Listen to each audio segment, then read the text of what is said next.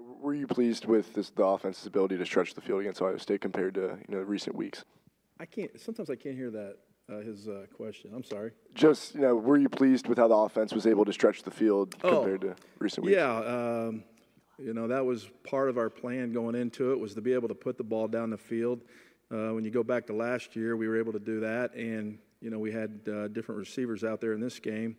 And I thought Nick Westbrook did a great job of catching the 50-50 ball, the competitive ball. And, yes, I was pleased. I wish we would have connected on a few more. But, you always have some plays like that.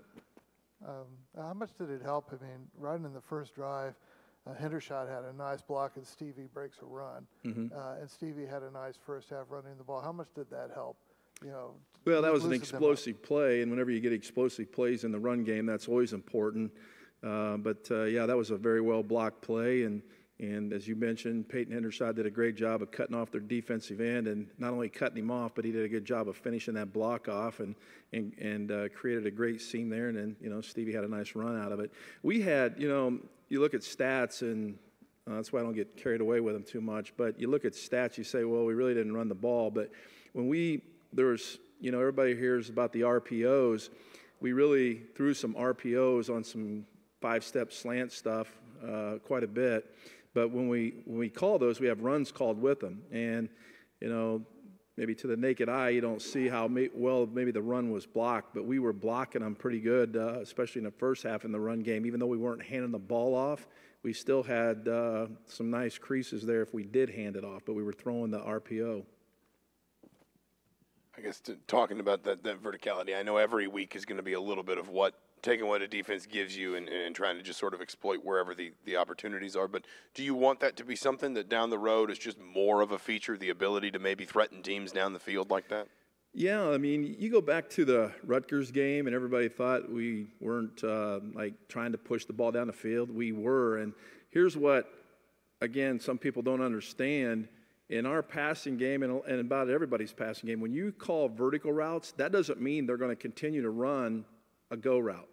We have reads with them, and if I'm running a go route and you're that far off from me, well, then I'm not going to continue to run. I'm going to put my foot in the ground. We got certain depths that we stop at, and then we end up throwing the ball, and people look like, it looks like you're not trying to stretch the field, stretch the ball down the field, in which you are, but yet you got to take what the defense is giving you. And, they were playing so much man coverage that it was allowing us to run and get down the field farther.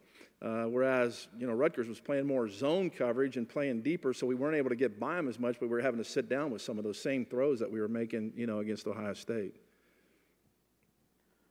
Coach, we've obviously seen what Jay Shun's done as a punt returner last year, and then obviously, or the first part of last year and then this year. But the last two games, he's really filled in for Wap and Luke with those guys being out. How big has that been for you when you do call plays and you got a guy that you can trust in the slot to help out over the middle of the field?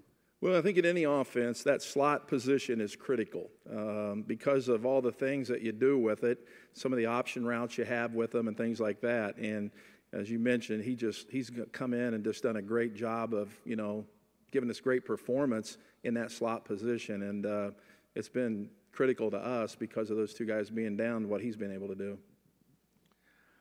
You just talk about the offensive line. It seemed like they took a step forward at times in that game. Did you feel like that? I did. I thought, in the first half, we really were, doing a great job of blocking them in the throw game and the run game. And I said, again, we didn't hand the ball off in some of the runs because of the RPO stuff, but you could see where we had creases where if we did. Then in the second half, they started pinning their ears back a lot more because of the difference in the score and things like that. And, we had some pressures and things like that we didn't necessarily have in the first half. What's a week in practice like for Reese Taylor, having him move to quarterbacks, but in games playing, wherever needed? In practice? Yeah. Well, we it starts off an individual, and then we try to run all the different routes and things like that with him in that situation. And also he's back there, and we can hand the ball off to him as well. So we try to do that, work those things in individual. And then we get into team. Team is really where we kind of highlight all the plays, run all the plays that we can in the week. And so we try to get him different in situations that way in the slot position or the running back position.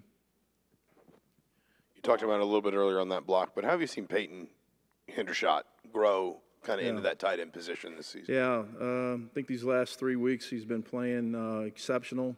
He's kind of matured as a player, a college football player, both, mentally and physically. And I've been very happy with the way he's playing. And, he goes up against guys a lot bigger than him, but I've always believed that technique can offset that.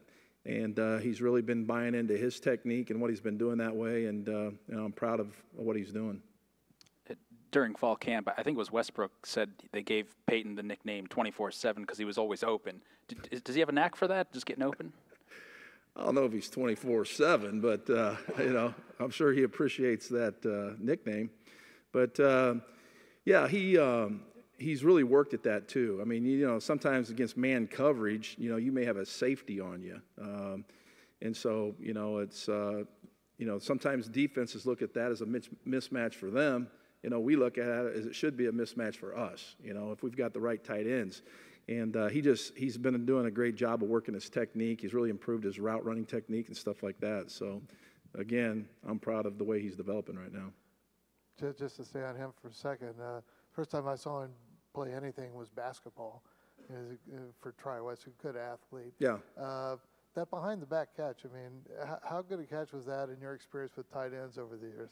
I didn't like it too much, to be honest with you. But, hey, it was great concentration, and I don't know how he did it. I think he and Watercutter, if you remember Watercutter's catch last year, but I think they were competing to see who could get on ESPN. But anyway, it was great concentration by him to be able to catch that ball, and we had fun with it in our position meeting room. I know that. So.